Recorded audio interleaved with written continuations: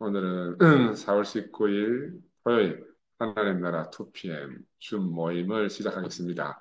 성경 말씀은 마태복음 27장 51절에서 56절 말씀을 제가 읽고 시작하겠습니다. 제목은 무덤이 열리고 잠자는 자들이 일어난다 하는 제목을 가지고 같이 교절하겠습니다. 무덤들이 열리며 자던 성도의 몸이 많이 일어나되 예수의 부활 후에 저희가 무덤에서 나와서 거룩한 성에 들어가 많은 사람에게 보이니라. 백부장과 및 함께 예수를 지키던 자들이 지진과 그 되는 일들을 보고 심히 두려워하여 가로되 이는 진실로 하나님의 아들이었도다 하더라.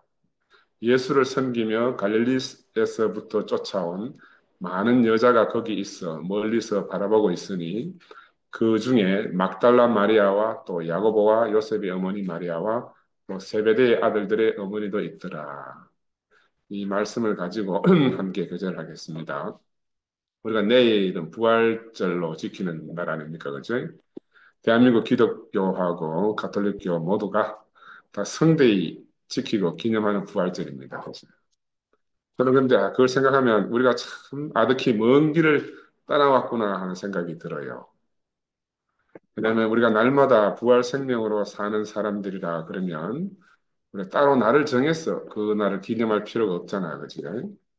매일 흰쌀밥을 먹는 사람들이 따로 날 잡아서 흰쌀밥을 기념할 필요가 없는 것처럼 그래서 부활절기를 지킨다 하는 말은 다른 말로 말하면 지금은 없고 사라졌다 하는 말이에요. 지금 없고 사라진 그것을 지키기 위해서 그 의미를 새기기 위해서 부활절을 지킨다 이렇게 볼 수가 있습니다.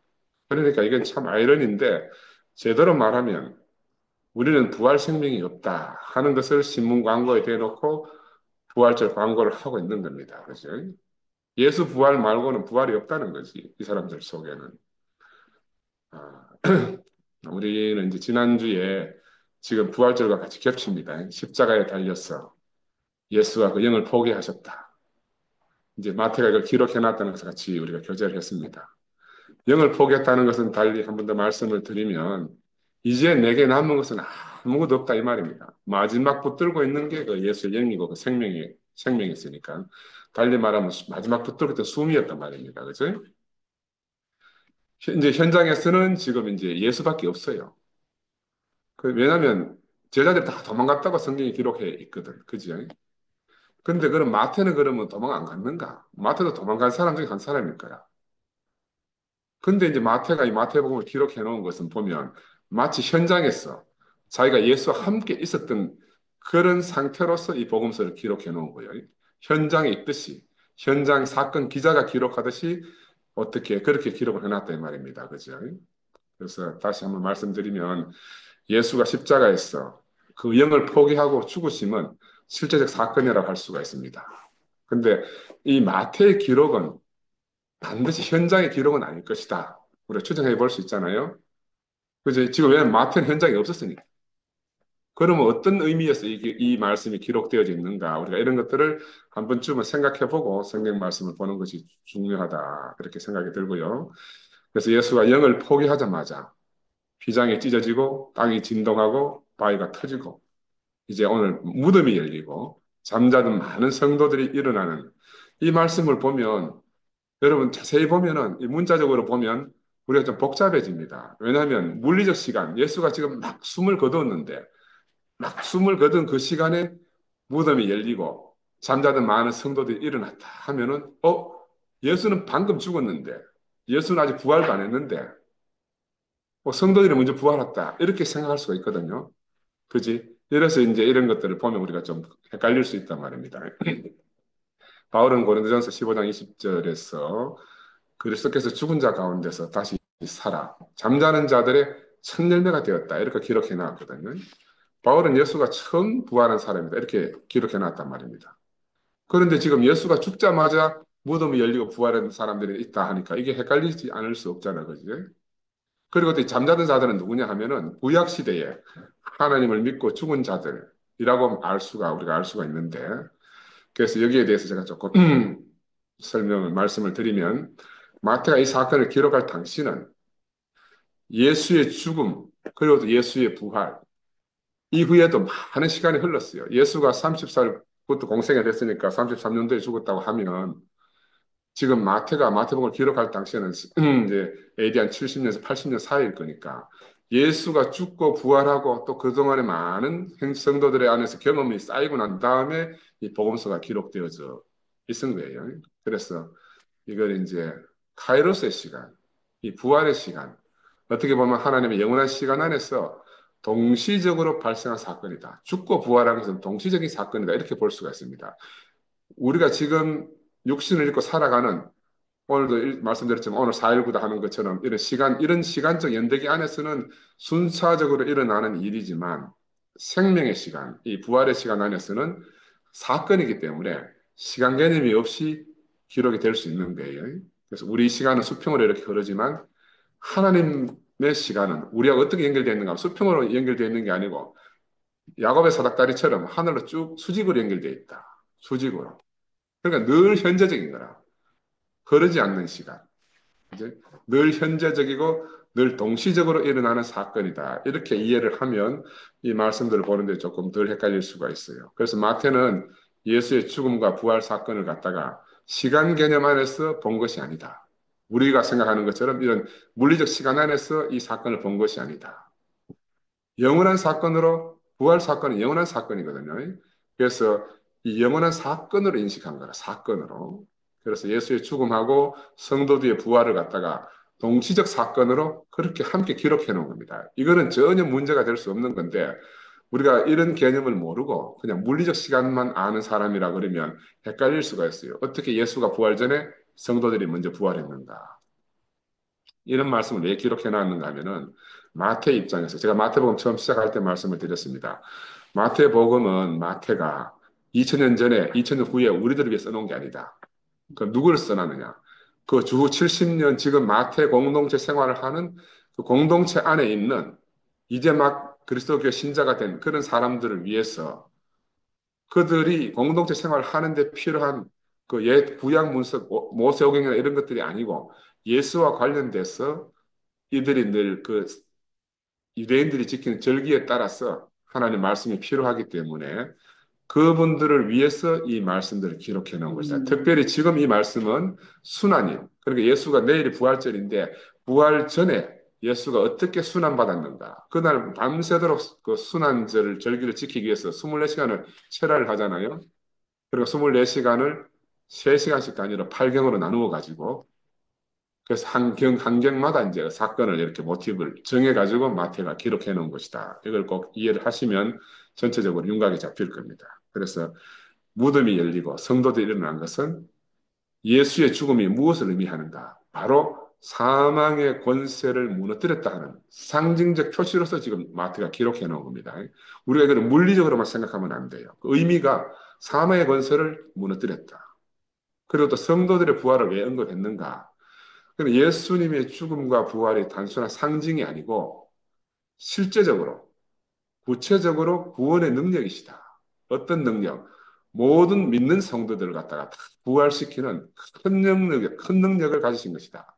그래서 바로 그 큰 능력을 드러내기 위한 마태의 의도가 이 말씀 안에 포함되어져 있다. 우리가 이렇게 이해를 해야 됩니다. 그래서 이 말씀 마태복음은 2000년 후에 우리를 위한 것이 아니다.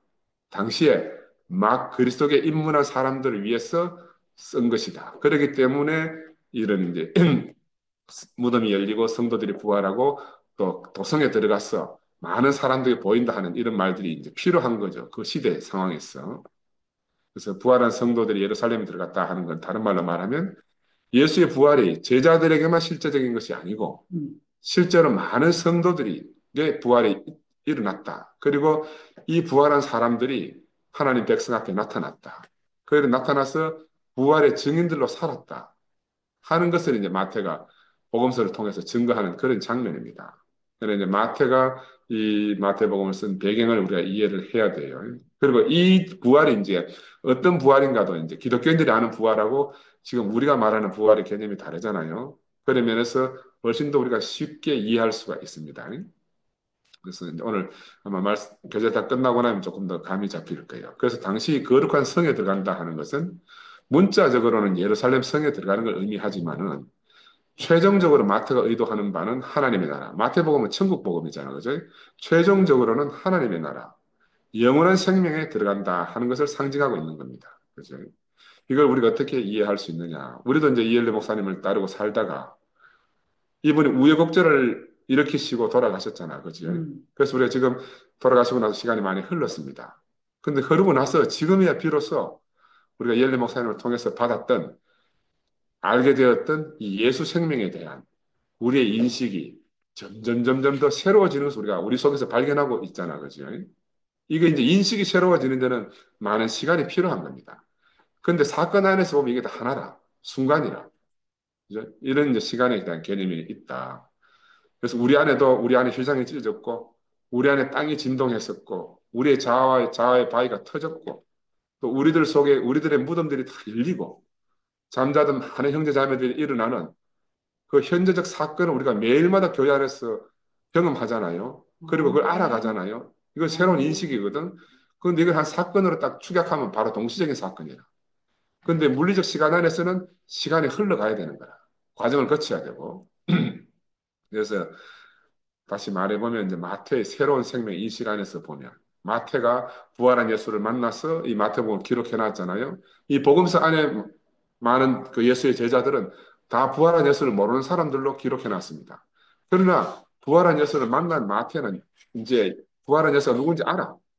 아는데 복음서에 기록해 놓은 것은 자기들이 예수를 모르는 사람으로 기록해 놓은 거예요. 나는 이게 너무너무 함축적 의미가 있다고 생각합니다. 우리가 정말 새로운 예수를 만나야, 아, 내가 장님이었구나, 내가 봉사였구나, 내가 정말 주님을 몰랐구나 하는 새로운 인식이 생기거든요.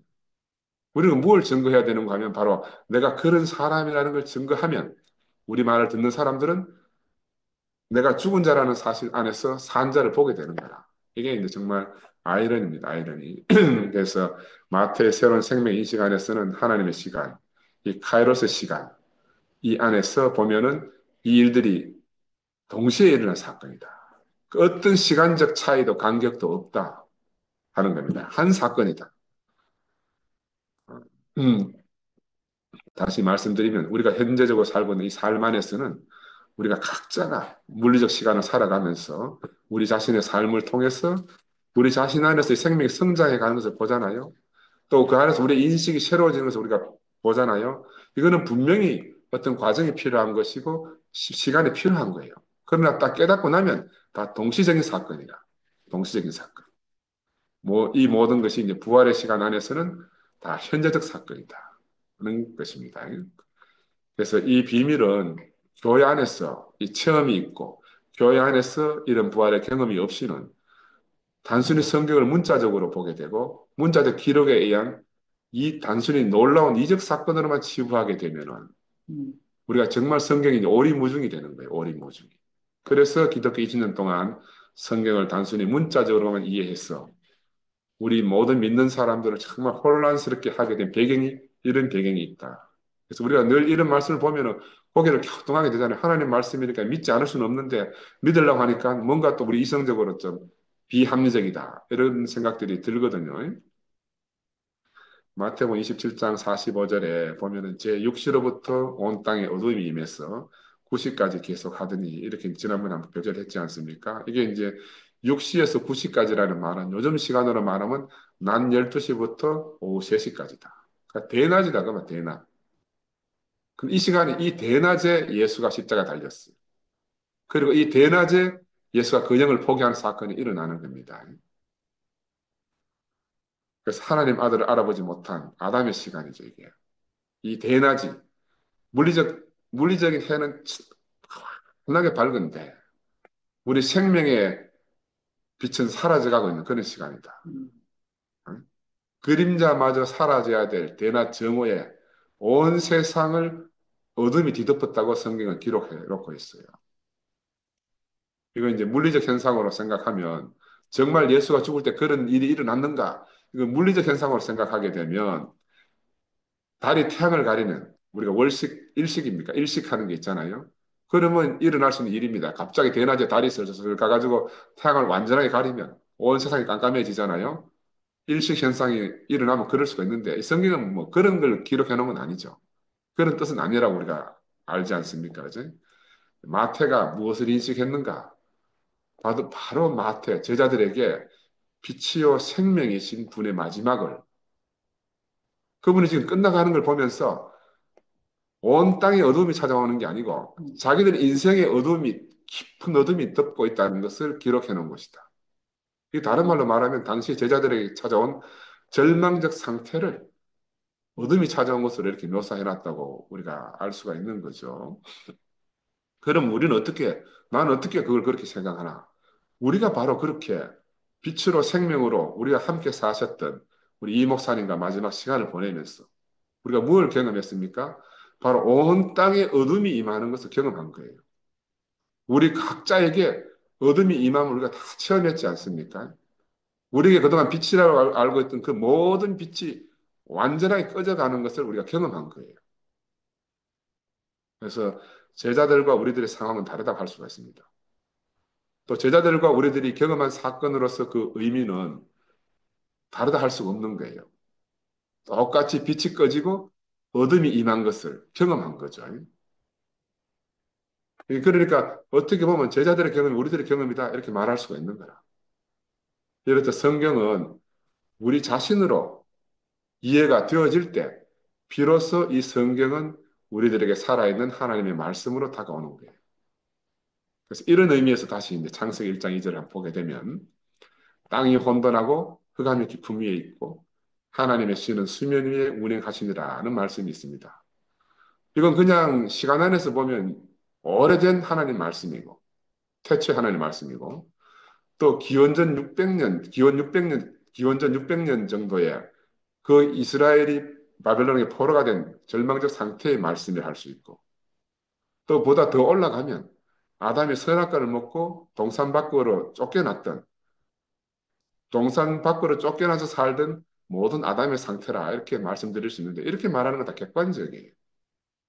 이 상태가 바로 우리들의 상태라고 알게 될 때 이건 주관적으로 우리와 부딪히는 사건이 되는 거라. 우리 자신의 땅이 혼돈하고 우리에게 흑암의 기품이 찾아오고 하나님 어디 간지 모르고 우리와 단절되어져 가지고 하나님 신이 수면 위에 운행하시는 경험, 우리 자신의 상태로 이해가 될 때 이 말씀이 내게 바로 하나님 말씀이 된다.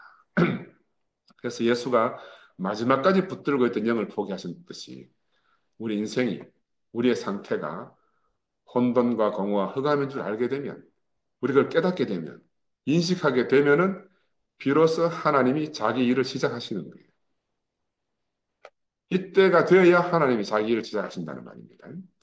우리 안에 생명의 빛이 다 사라지고 흑암이 뒤덮었는데 우리 입장에서는 다 절망적 상태에 빠졌는데 이상하게 그때 비로소 하나님이 일하심을 우리가 경험하게 되는 거예요. 그죠? 아멘. 창세기 1장 3절에서 5절 말씀을 제가 한번 읽어볼게요. 하나님이 가라사대 빛이 있으라 하심에 빛이 있었고 그 빛이 하나님의 보시기에 좋았더라. 하나님이 빛과 어두움을 나누사 밤을 빛을 낮이라 칭하시고 어두움을 밤이라 칭하시니라. 저녁이 되며 아침이 되니 이는 첫째 날이니라. 이런 성경 말씀이 있잖아요. 음, 이 말씀이 그냥 말씀이 아니고 음, 이 빛이 내게 와서 생명의 빛이 되어야 되는 거라. 빛이 있으라 하시는 이분의 말씀이 내게 와서 빛이 되어야 되는 거죠. 그래서 이 빛은 무슨 빛이냐면 하나님에 대한 우리 자신의 새로운 인식의 빛이다. 그 생명에 대한 새로운 인식의 빛이다. 이렇게 할 수가 있는 겁니다. 사람은 그래서 물리적 빛 가운데 사는 게 아니고 하나님의 빛 가운데 살도록 창조된 것이 사람이다. 그래서 이 새 창조의 빛이 말씀하시는 하나님으로부터 창조되어져서 우리에게 비춰와서 우리 자신 안에 깊이 인식이 되어지는 게 이게 바로 빛이라는 겁니다. 그래서 물리적으로도 보면 하늘이 밝아지면 땅도 밝아지잖아요. 태양이 있으면 달도 반사되어서 빛을 발하게 되는 겁니다. 음. 그렇지만 땅이나 달은 스스로는 빛이 없어요. 스스로는 빛이 없어요. 그래서 오늘 본문 안으로 다시 돌아가면 마찬가지로 무덤이라는 것은 무덤이 스스로 일려질 수가 없습니다. 죽은 자는 스스로 살아날 수가 없어요. 그럼 어떻게 해야 되는가? 말씀으로 찾아오셔서 불러내 주시고 또 무덤을 열어주시지 않으면 죽은 자는 영원히 무덤에서 나올 수가 없는 것입니다. 그래서 우리에게 성서의 휘장이 열렸다 하는 것은 다른 말로 말하면 하늘이 열렸다. 흑암 가운데 있던 우리들에게 하늘이 열리면 빛이 환하게 들어오잖아, 그지? 땅의 빛이, 내가 만든 빛이 다 사라지고 나니까 하늘이 열리고 바로 그 새 창조의 빛이 우리 인생에 비춰지게 된 겁니다. 이걸 우리가 다 경험하게 된 거예요. 그리고 무덤이 열렸다는 성서 말씀은 무엇을 말하느냐? 하늘이 열렸다는 걸. 무덤이 열렸다 하는 말은 다른 말로는 하늘이 열렸다 하는 말을 상징하는 거예요. 하늘이 왜 열렸습니까? 하나님이 이제 안심이 된 거라. 그러다 하나님이 하늘을 닫아놨어요. 왜? 아담을 보니까 선악과를 먹은 아담이 생명과도 따먹고 영생할까 두려워서 하나님 불안해서 잠을 잘 수가 없어. 그래서 하나님이 딱 하늘을 닫아놓은 거야. 그런데 예수가 대표로 아담을 끝낸 겁니다. 예수가 모든 아담을 대표로서 아담을 끝냈어요. 지금 영을 막 포기하셨어. 그러니까 모든 아담이 끝났다는 걸 하나님이 아신 거야. 하나님은 다른 말로 나는 이번 주에 생각해, 하나님 겁이 참 많구나. 하나님은 참 연약하시구나. 우리가 그전에 알던 하나님하고 전혀 달라요. 나는 어떻게 하나님이 참 겁도 많고 연약하신 줄 내가 인식하게 됐는가 하면 우리 형제 자매들을 보니까 형제 자매들이 바로 다 연약하고 겁이 많아요. 그래서 하나님이 겁이 많고 연약하시구나 제가 이렇게 인식이 되는 거라. 그래서 우리 형제 자매들은요 우리가 죽음을 지불하지 않으면 자기들의 다친 휘장을 그 마음을 절대로 열어주질 않아요. 그래서 하나님이나 형제 자매들을 무장해체시키는 유일한 길은 바로 십자가 예수의 죽음 안에서 우리를 위치시키는 거다. 우리가 이 십자가 예수 안에 우리 위치 안 되면 형제 자매들 우리에게 마음을 안 열어요. 자체 휘장을 안 열어. 그걸 없애주지를 않아요. 그때 비로소 우리가 예수 십자가의 죽음 안에 우리 자신이 있는 것을 형제 자매들 확인해야 그때 비로소 무덤이 열리고 작은 성도들이 일어난다는 겁니다. 그럼 무덤은 왜 닫혀 있고 성도들은 왜 아직 나오지 못하는가? 우리들 때문이야, 우리들 때문에. 응? 무덤이 닫혀 있고 성도들이 잠자고 있는 이유는 그들이 문제가 아니에요. 성도들의 문제가 아니고 우리의 죽음이 드러나지 않기 때문에 형제들이 아직 무덤 속에 있고 형제들이 아직 잠자고 있는 거라. 그래서 빛이 있으면 어둠이 다 물러갑니다. 그래서 예수의 십자가 죽음이 모든 어둠을 물리치는 빛이고 우리 자신에게 주신 선물이다 할 수가 있어요. 그래서 우리 형제자매들을 대하면서 누가 내게 까칠하게 늘 시비를 거는 사람들 있잖아요. 왜 그런가?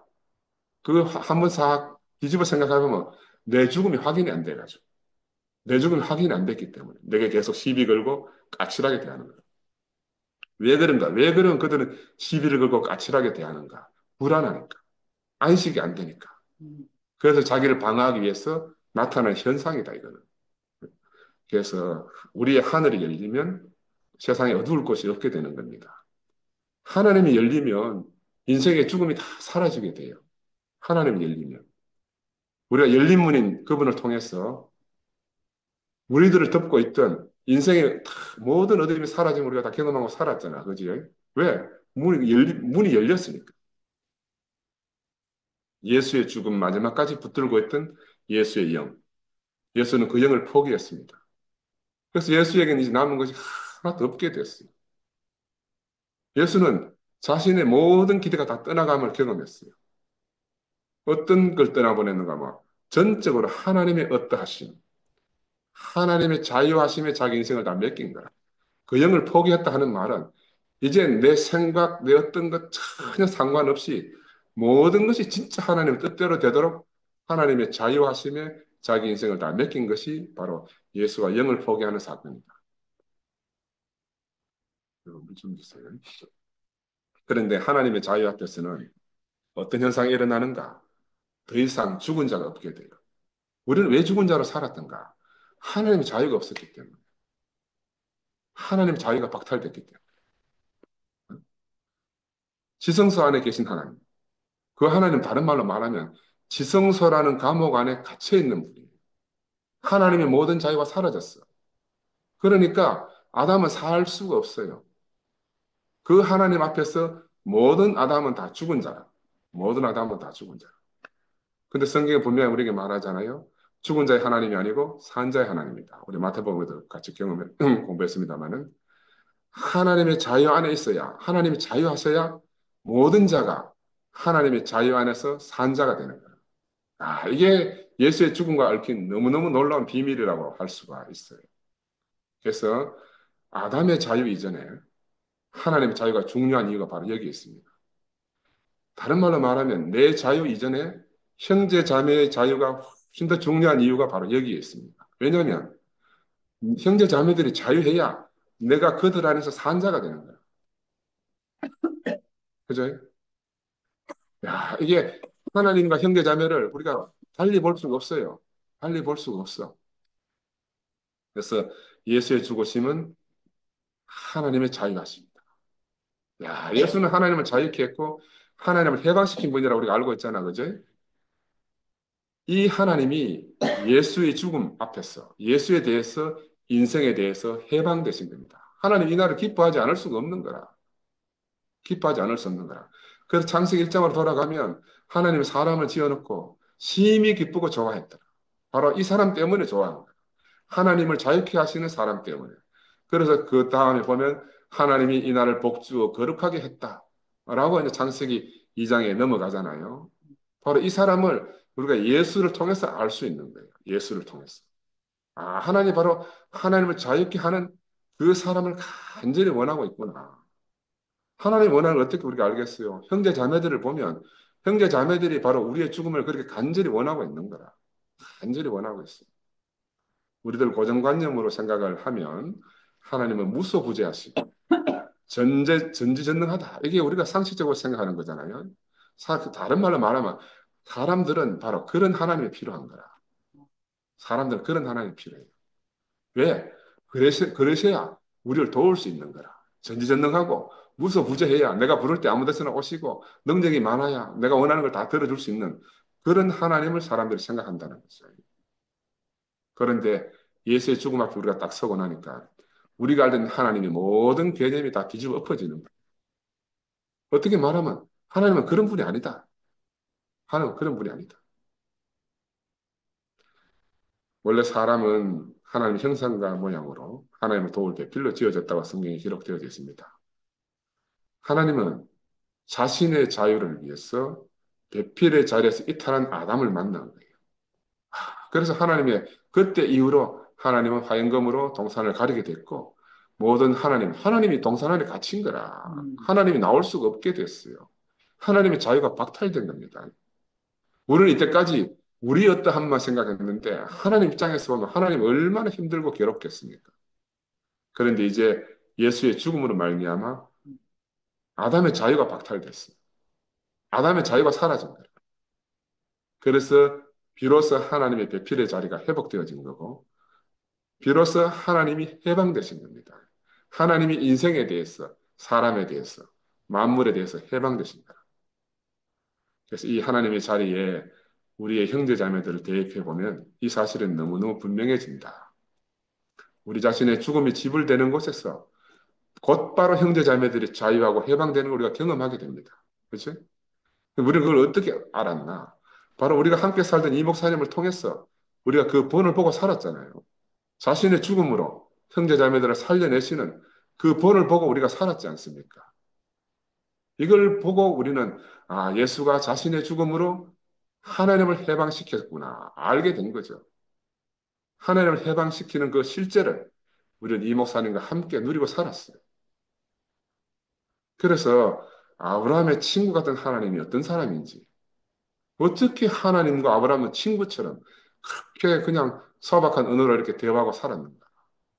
그전에 우리가 알던 하나님은 너무너무 멀리 떨어져 있고 무서운 분인데, 근데 우리가 현실에서 교회 생활을 통해서 우리가 이 목사님과 함께 교회 생활을 통해서 경험하고 살았어요.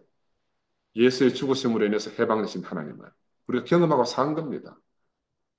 그래서 비로소 우리가 아주 친근하게 된 그 하나님의 실제를 형제 자매들 안에서 더 가까이 있는 목사님 안에서 우리가 경험하고 살았어요. 우리 하나님은 이제 이 목사님과 만나서 교회 생활하면서 우리 하나님 무서운 분이 아니었거든. 우리가 벌 주고 막 진노하고 하는 그런 하나님은 우리 머릿속에 다 떠나갔잖아요. 다 떠나갔어요. 더 이상 하나님이 두렵지 않은 거라. 우리 지영이가 어떻게 저렇게 자유하는가? 바로 그런 하나님 때문에 자유하는 거라. 진노하는 하나님 속에서 뭐 어떻게 저렇게 자유하겠어? 그지? 그래서 하나님은 이제 어렵고 멀리 두어야 할 그런 대상이 아닌 겁니다. 마찬가지로 사람과 사람 사이도 거리가 멀어지고 안 보게 되면 어려워지잖아요. 그죠? 어렵게 되면 두려운 관계가 되는 거라. 근데 가까이서 날마다 얼굴과 얼굴을 마주하면 허물없는 관계가 되는 겁니다. 허물없는 관계가 되는 거예요. 그래서 하나님과 사람 사이의 휘장. 이건 현실에서는 사람과 사람 사이의 벽이라고 말할 수가 있어요. 그래서 이런 관점에서 우리가 보면은 휘장에 찢어졌다는 의미가 무엇인가? 막힌 담이, 막힌 휘장이 찢어지고 구체적으로 하나님이 우리의 친구 같은 분으로 형제 자매들을 통해서 형제 자매 안에서 우리 곁에 가까이 오신 거라. 가까이 오신 거예요. 그래서 아담 안에서 모든 사람은 죽은 자라는 말씀이 있잖아요. 그렇죠? 이게 무슨 말이냐? 하나님과의 길이 막혔어요. 왜 막혔는가? 자신이 자유하기 위해서 하나님 자유를 속박했기 때문에. 하나님과 우리의 교통이 끊어졌잖아요. 그 생명의 하나님과 교통이 끊어졌단 말입니다. 그러니까 모든 사람은 죽은 자라. 하나님의 자유가 박탈되었기 때문에 하나님 앞에서 모든 사람은 죽은 자라. 그래서 살았다고 하는 것은 단지 육체뿐이다. 그 사람의 아담의 영은 늘 죽음을 실행하고 살잖아요. 늘 죽음을 실행하고 삽니다. 그 당사자는 몰라요. 그 다른 사람들은 그 악취를 다 냄새를 맡게 되는 거라. 왜냐하면 시체도 뭔가를 한다 그래. 시체도 뭐 돌아다니면서 뭔가를 하고 있어요. 근데 이 시체는 시간이 가면 갈수록 무슨 냄새가 납니까? 악취가 진동하는 거라. 죽은 지 수일이 지난 사체를 거만하러 제가 옛날에 많이 다녔거든요. 문을 열고 들어서는 순간부터 그 집 근처만 가면요. 그 악취가 감당하기 어렵습니다. 마스크를 몇 개를 끼고 해도요. 그 갔다 오고 나면 옷에 다 배겨 있어. 막 그 악취가. 제가 비산동에서 세종신경과 할 때 달동네기 때문에 무연고자들이 많거든요. 그러니까 죽어도 죽은 줄 모르는 거라. 몇 날 며칠 뭐 심한 경우는 보름씩 지났어도 연락이 오거든요. 고독사하거나 병사하면 나중에 경찰한테 연락이 오고 경찰은 또 그 시체를 어떻게 할 수 없으니까 의사한테 가서 이제 죽음을 확인시키니까 또 어쩔 수 없이 나는 또 그 지역의 의사니까 이제 가기 싫지만 가야 되지. 가서 막 거만이가 필요하다 해서 나가서 시체를 거만하고 나서 또 거만 눈으로 보는 게 아니고 시체 뒤집어엎고 다 봐야 돼. 앞뒤 좌우를 살펴보고 혹시 타살이 아닌지 의심이 가면 또 부검을 의뢰해야 되잖아요. 그럼 검사가 나 지휘하고 이렇게 해야 되는데. 그럼 악취 때문에 돈을 아무리 많이 준다 해도 가기 싫은 거라. 정말 가기가 싫어. 근데 지역사회 일이기 때문에 안 갈 수도 없고 해서 어쩔 수 없이 했던 경험들이 있었어요. 이처럼 아담 안에서 죽은 인생은 무엇인가를 자기도 하고 있고 표현하지만 모두 죽음의 악취를 실행하고 표현하는 것들.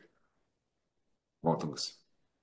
저는 오래전에 이제 아들이 낳으려고 몇 번 말씀드렸지만 아들이 일어났을 때 이 목사님이 뭐라고 말씀하셨는가 하면 죽으면은 두 종류가 있다. 두 종류가 있다. 하나는 매일 죽음을 실행한다. 시체로 실행한다 이 말입니다. 그 시체의 악취를 풍기며 사는 그런 죽음이 있다. 그런 죽음. 또 하나는 자기 자신의 죽음을 매일 지불하고 살아내는 사람. 갓죽임을 당하는 사람. 사람의 형기를 내는 그런 죽음이 있다. 그러니까 말은 다 죽음이라고 하지만 하나는 사체 냄새를 풍기는 죽음이 있고 하나는 사람 향기를 내는 죽음이 있다. 다르다. 두 종류의 죽음이 있다. 이 말씀을 하셨는데 나는 그 말씀이 내 뼛속 깊이 새겨져 있어요. 제 신비에 새겨져 있습니다. 그래서 달리 말하면 제가 독일어로 써놨잖아요. 토드.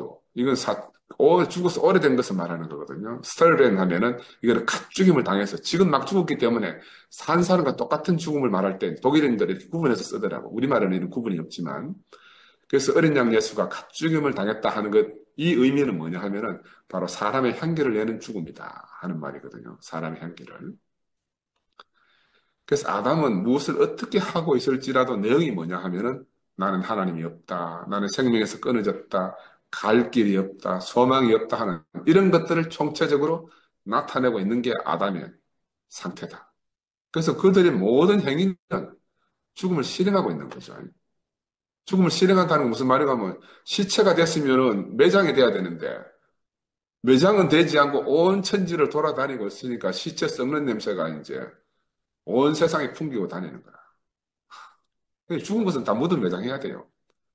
매장되지 않는 시체가 돌아다닌다고 생각해 보세요. 얼마나 끔찍한 일인가. 바로 이게 아담의 일생이다. 아담의 모든 행동은 모두 하나님과 단절 속에서 나오는 것이고, 영원한 생명에서 단절되어서 나오는 행위다. 근데 우리가 산자를 미처 보지 못했을 때는 그런 것들도, 마치 살아있는 것처럼 귀하게 여길 때도 있었죠. 제가 몇 번 말씀을 드리는데, 진짜 명품을 못 본 사람은요, 가짜도 진품인 줄 알고 구입하는 일이 비일비재합니다. 속아가지고. 그 중국 제품들이 그래가 우리 사기를 많이 치잖아요. 이엘리 목사님이 몇 번 말씀하셨는데, 진짜 돈만 버는 위저지폐 감별사들은 위저지폐를 안 봐요. 매일마다 눈을 뜨면 진짜 지표만 보는 거라. 진짜 지표만. 근데 위저지표를 쓱 보면 알아. 뭔지는 몰라도, 이거 진짜고 다르구나. 말로 설명은 안 되는데, 이게 위저다 하는 걸 안다 그러잖아요. 말로 설명할 수 없는 어떤 것이 있는 거라. 직감으로. 생명의 감각으로. 마찬가지로 우리가 참으로 산 자. 하나님이 살았다고 하시는 사람. 예수의 부활 생명을 우리가 접하고 나면 아담 안에 있는 모든 사람이 죽은 자이구나. 우리 다분히 우리가 생명의 감각으로 아는 거라. 그렇지?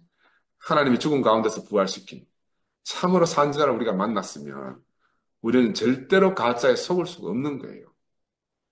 그래서 우리가 지금 이 자리에 모여 있는 거라. 우리는 가짜와 함께 살 수가 없기 때문에. 예수는 아담의 모든 것을 아시는 분이지만 하나님에 대해서는 아무것도 모르시는 분이다. 제가 지난번에 한 말씀을 드렸습니다. 그리고 예수는 아담이 아닌 것은 아담에 대한 모든 것을 알기 때문에 아담이 아닌 것은 다 하나님에서 나왔구나 이렇게 아는 거라. 그래서 아담에 대해서 많이 알면 아담에게서 나온 것이 아닌 것은 다 하나님에서 나온 것인 줄 알게 되는 거야. 이게 참 비밀입니다. 우리도 하나님에 대해서는 다 모르잖아요. 근데 우리도 아담에 대해서는 모든 것을 알게 됐어요. 그러니까 아담에게 속하지 않는 것은 다 하나님에게 속한 것이구나. 우리가 알게 된 사람이라. 우리 하나님에 대해서 몰라. 모르는데 하나님에 속한 것은 어떻게 구분하는가? 아담에 대해서 너무너무 잘 알기 때문에. 이거는 아담이 아니구나 하면 하나님에게서 나온 것이지. 그죠? 신기한 일 아니에요. 우리 하나님을 다 알지는 못해. 근데 신기하게도 하나님이 나온 것을 우리가 감별하게 된 거예요. 생명의 감각으로. 이런 의미에서 제자들은 아담의 속성에 속하지 않은 한 사람을 만난 것 아닙니까? 아담에 속하지 않았으니까 그들은 알기로 이분은 하늘에서 온 사람이구나. 이 사람이 바로 하나님 아들이구나 이렇게 인식한 거예요. 자기들에게 속하지 않았으니까. 자기들에 속하지 않았으니까. 성경은 그리스도 안에서 죽은 자들은 다 죽었다 하지 않고 잔다고 이렇게 표현되어져 있잖아요. 왜냐하면 이분들은 육체의 물리적인 숨은 끊어졌어요. 그러나 하나님과 생명의 호흡은 살아있는 거야. 끊어질 수가 없어요. 그래서 이 사람들은 죽은 것이 아니고 자고 있다. 성경은 이렇게 표현하는 겁니다. 이것도 우리가 교회 생활을 통해서 우리가 알아진 사실이에요. 분명히 물리적 시간 속에서는 죽었어요. 근데 카이로스의 시간, 하나님의 시간, 부활의 시간에서는 영원히 잠자고 있는 사람이 죽은 사람이 아니라 이게 얼마나 놀랍습니까? 그들은 다시 일어나기 위해서 잠자는 사람들이에요. 죽은 것이 아니다. 그리스도가 영광을 받으실 때마다 호련히 함께 일어나는 거라. 그리스도가 영광을 받으실 때마다 하나님이 열릴 때 그리스도가 영광을 받으실 때 그들은 다 일어나는 겁니다. 우리가 교회 안에서 그리스도 안에서 죽은 형제 자매들을 우리가 그렇게 매일 만나고 있지 않습니까? 가깝게는 진강이를 그렇게 만나고 있는 겁니다. 그러니까 그들은 죽은 자가 아니고 바로 잠자는 자들입니다. 우리 어머니가 벌써 지금으로부터 25년 전에 20년도 돌아가셨으니까 그때 하관식 때 목사님이 그렇게 축복을 해주셨어요. 디모데후서 4장 6절에서 8절 말씀 이렇게 봉독하시고 그 말씀을 제가 읽어보면 관제와 같이 벌써 내가 부음이 되고 잠깐만요.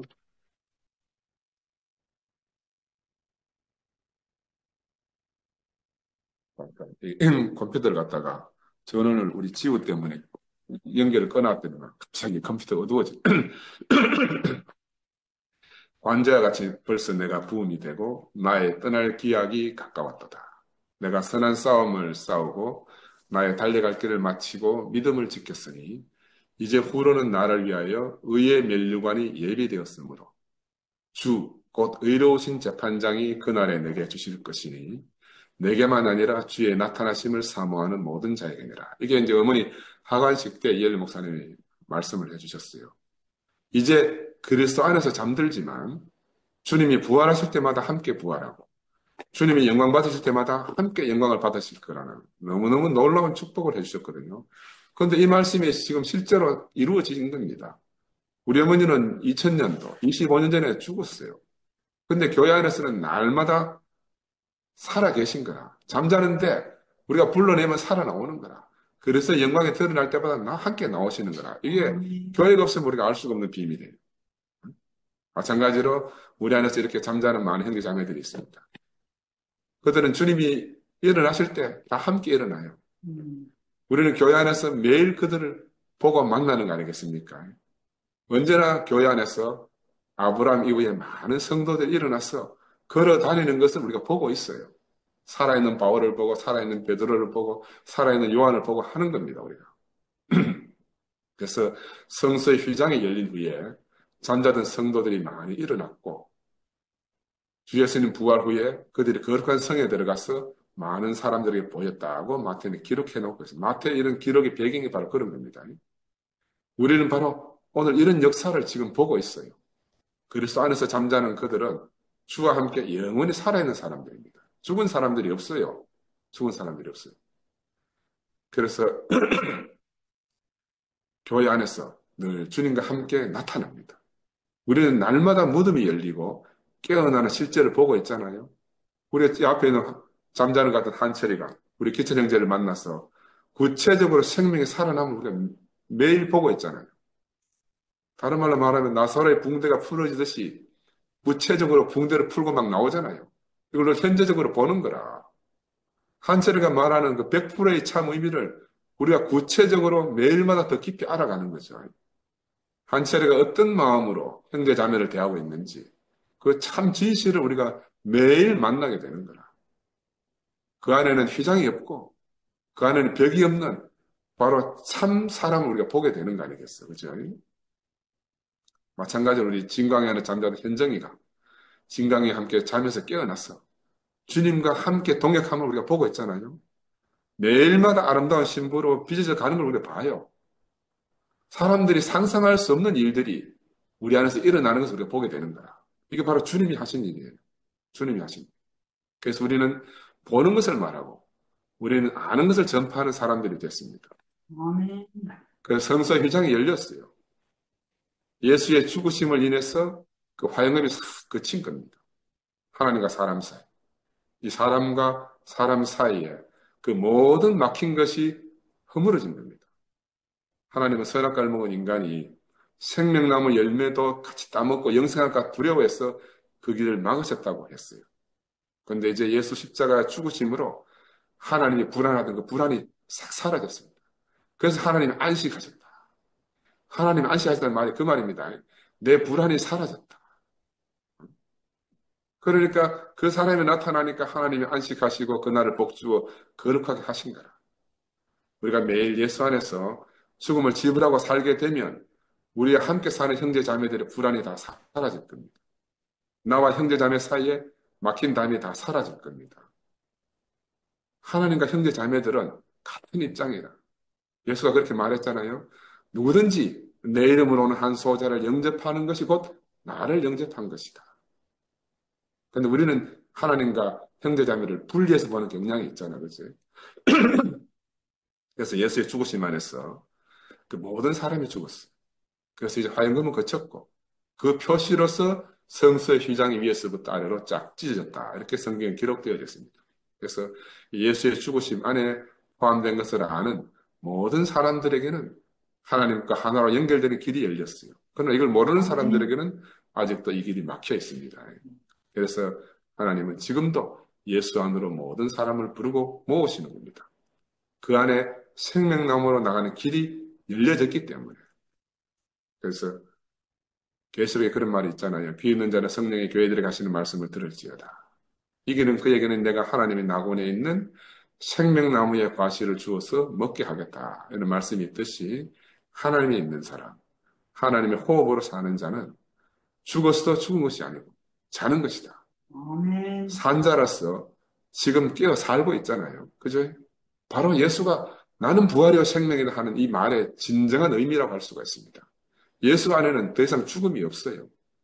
물리적 죽음이 없다는 게 아니에요. 물리적 죽음은 있습니다. 그러나 다른 죽음, 다른 삶이 주어진 거라. 부활이요 생명 안에는 바로 부활과 생명밖에 없는 것입니다. 그렇지?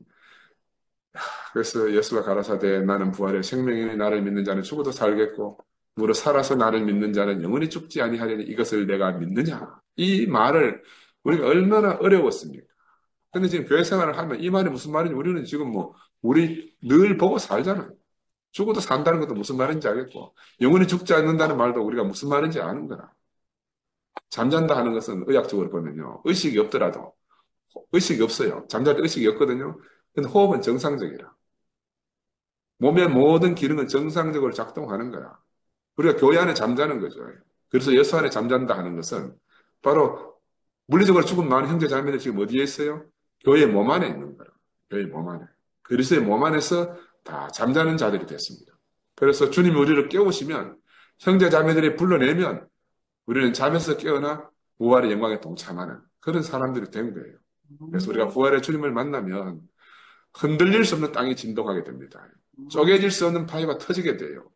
바로 영원한 침묵의 무덤이 확 열리게 되는 겁니다. 이건 바로 달러 말하는 우리들의 옛 아담의 모습이죠. 자신을 지키기 위해서 견고한 땅이 됐고 단단한 바위처럼 철옹성 같은 것을 짓고 살던 그런 우리 자신 아니겠습니까? 그리고 그리스도에 대해서는 한 말도 할 수 없는 침묵으로 일관하던 우리 자신이다. 이렇게 말할 수가 있어요. 그 땅과 바위와 죽음. 이게 뭡니까?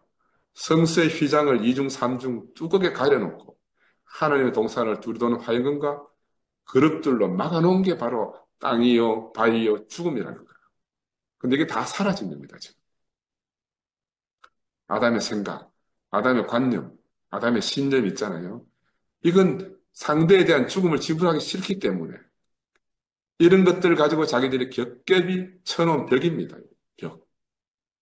근데 이제 이 모든 것들이 자기 자리를 잃어버리게 되었어요. 예수의 죽으심 안에서. 요동치며 와해되어진 거라. 우리가 바로 이런 분을 만난 겁니다. 이런 분을 만났어요. 내 모든 것을 박살내는 분을 우리가 만난 겁니다. 그래서 우리는 더 이상 땅에 눌리거나 바위에 갇히거나 무덤 속에 갇혀있는 잠자는 사람이 아니고 지금 다 일어나서 새로운 생명으로 하나님의 거룩한 도성 안으로 뚜벅뚜벅 걸어가는 사람들이 된 겁니다. 얼마나 놀라